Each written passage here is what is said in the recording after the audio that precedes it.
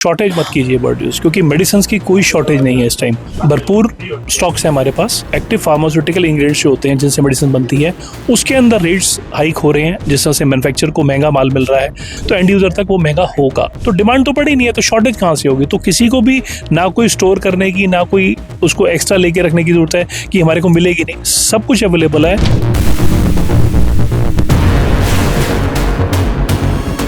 Iran Israel के बीच जो तनाव है उससे कहीं ना कहीं पूरे विश्व भर में जोर पड़ता हुआ दिखाई दे रहा है। हाल ही की बात करें तो हाल ही में जिस तरीके से एलपीजी की शॉर्टेज हुई, साथ ही साथ में आज की अगर बात करें तो आज भी पेट्रोलियम जो लग्जरी पेट्रोल है, यानी जो एक्सपी वाले होते हैं पेट्रोल, उस पे जो है एक 3-4 रुपए का जो है बढ़त होती हुई दिखाई दी है। इस विषय पर ज्यादा बातचीत करेंगे। हमारे साथ बातचीत करने के लिए आशीष ग्रोवर जी है, दिल्ली ड्रग ट्रेडर एसोसिएशन के जो है अध्यक्ष हैं। बातचीत करेंगे उनसे कि दवाइयों पर किस तरीके के जो है असर आने वाला है, क्योंकि कहीं ना कहीं अफवाह ये भी फैलती हुई नजर आ रही है कि दवाइयों के ऊपर जो है इसके भी रेट बढ़ते हुए नजर आएंगे। सर पहले तो बहुत बहुत स्वागत है आपका हमारे चैनल पे। नमस्कार सर, किस तरीके से देख रहे हैं, क्या दवाइयों के ऊपर जो है एक ऐसी भारी जो है लग रहा है कि इसके अंदर भी शॉर्टेज है और प्राइस हाइक होंगे? पहले तो मैं आपके माध्यम से, जैसे आपने शॉर्टेज वर्ड यूज किया, शॉर्टेज मत कीजिए वर्ड यूज, क्योंकि मेडिसिन की कोई शॉर्टेज नहीं है इस टाइम। भरपूर स्टॉक्स है हमारे पास। और दूसरी चीज है, मेडिसिन की खपत नहीं बढ़ी है, खपत तो वही चल रही है। कोई प्लेग या कोई ऐसी बीमारी तो आई नहीं कि मेडिसिन की डिमांड आ गई और हमारे पास शॉर्ट हो जाएंगी मेडिसिन। हाँ, जो एपीआई है जिससे मेडिसिन बनती है, एक्टिव फार्मास्यूटिकल इंग्रेडिएंट्स जो होते हैं जिनसे मेडिसिन बनती है, उसके अंदर रेट्स हाइक हो रहे हैं, जिस तरह से मैन्युफैक्चरर को महंगा माल मिल रहा है। उसके अंदर और भी कारण है, जो मेडिसिन मैन्युफैक्चर है वो उसको जब पैकिंग करता है तो उसके अंदर एल्युमिनियम फॉइल होती है, प्लास्टिक होता है, तो वो प्लास्टिक और एल्युमिनियम जो है वो भी महंगा हो चुका है। 30 से 35-40% तक उसमें हाइक आ गया है। तो नेचुरली वो एक जब मेडिसिन बनेगी तो जब वो पैकिंग होगी तो उसका रेट टोटलिटी के अंदर आके कवर किया जाएगा। तो वो एल्युमिनियम भी बढ़ गया, प्लास्टिक भी बढ़ गया और एपीआई का रेट भी बढ़ गया, तो मेडिसिन का रेट बढ़ेगा। रही बात बढ़ने की है, जहां तक अभी जो है प्राइस हाइक जो हुए हैं, कंपनीज ने बोले हैं कि हम 10, 15, 5, 7, 10 अलग अलग परसेंटेज है जो बढ़ा के कमिंग फाइनेंशियल ईयर जैसे अप्रैल से होगा या बिलिंग होगी उसमें आएगा। अभी तक की जो मैं बात आपसे बताऊं, जो मेडिसिन है हमारे पास वो पहले का स्टॉक पड़े हैं, करंट स्टॉक पड़ा है, तो वो स्टॉक जो है वो पहले का बना हुआ है, तो उसके अंदर इजाफा नहीं है। जो लोग मिसगाइड कर रहे हैं या एकदम से पैनिक कर देते हैं, रेट बढ़ गए, ये मैं आपके माध्यम से कहना चाहूंगा। इस चीज का हमारे को ध्यान देना चाहिए और गवर्नमेंट को भी इस पे देना चाहिए। अब जो नई मेडिसिन आएंगी, हाँ, अगर पीछे से कॉस्टिंग बढ़ी है और एपीआई का रेट बढ़ रहा है और पेट्रोलियम बढ़ रहा है तो उसके साथ सब में फर्क आएगा। तो वो जो भी अपलोड होगा, जितना भी होगा, वो 5 हो, 10 हो, 15 हो, 20 हो, वो बढ़कर आएगा।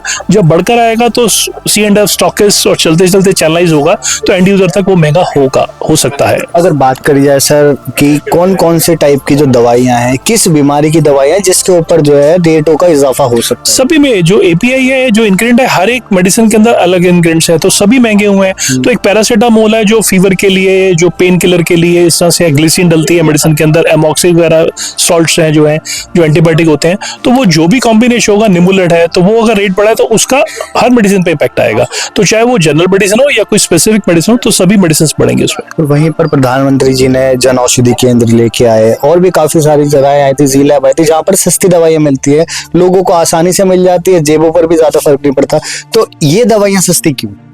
नहीं, देखिए, वो जेनरिक वर्जन है। वो प्रधानमंत्री जी ने एक अपना जन औषधि का एक बनाया है, सस्ती दवाएं मुहैया कराई जाए लोगों को, तो वो कुछ कंपनियों ने उसको जेनरिक वर्जन अपना निकाला है। जो जेनरिक है वो सस्ती दवाई इसलिए होती है कि उसके ऊपर कोई कॉस्टिंग जो है ना तो वो कोई डॉक्टर्स का, ना किसी तरह का उसके ऊपर आपको मैं कहूँगा प्रमोशंस वगैरह लेके कोई कॉस्टिंग नहीं होती है। वो एंड यूजर के लिए दी जाती है और वो प्रधानमंत्री जी एक अपने जन औषधि से बेच रहे हैं। सबको जन औषधि पता है, वहां पर वो मेडिसिन आती है और एक्चुअल कॉस्ट या उसके ऊपर जो 2, 4, 5, 10% प्रॉफिट है वो देके बिकती है। जिस तरीके से ईरान इजराइल का तनाव बढ़ता चला जा रहा है, काफी सारी चीजों की शॉर्टेज भी हुई है, क्योंकि वहां से आवागमन जो है बंद हो चुका है।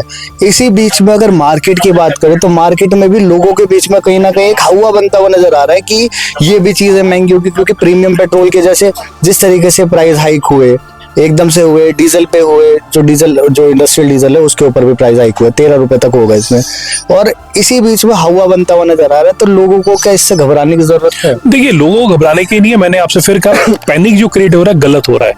अभी मैन्युफैक्चरर जो है मेडिसिन, उनके पास ऑलरेडी स्टॉक्स हैं, मार्केट में स्टॉक्स हैं, और जो उनके पास रॉ मटेरियल पड़ा है उनका वो बनाएंगे, और रॉ मटेरियल आएगा, टाइम लगेगा, ठीक है, वो डिले होगा, बट मेडिसिन की कोई शॉर्टेज नहीं है। आप एक चीज को समझिए, किसी तरह की कोई बीमारी नहीं आई है, कोई किसी तरह का कोई प्लेग नहीं है, कोई ऐसा नहीं है कि स्पेसिफिक कोई चीज आई हो, उसकी दवाई डिमांड बढ़ी हो, तो डिमांड तो बढ़ी नहीं है, तो शॉर्टेज कहां से होगी? तो किसी को भी ना कोई स्टोर करने की, ना कोई उसको एक्स्ट्रा लेके रखने की जरूरत है कि हमारे को मिलेगी नहीं, सब कुछ अवेलेबल है।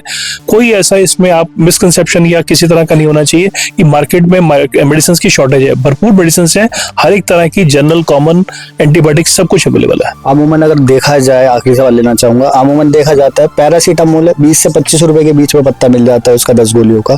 अगर इसमें प्राइस हाइक होता है जस्ट इन केस, तो उसमें कितनी हाइक हो सकती है? देखिए, मैंने जैसे आपसे कहा कि जो एपीआई महंगा हो रहा है वो अलग अलग प्रोडक्ट के ऊपर, अलग अलग आइटम के ऊपर उसका इंक्रीज हुआ है, 10%, 20%, 30%, अलग अलग उसके ऊपर।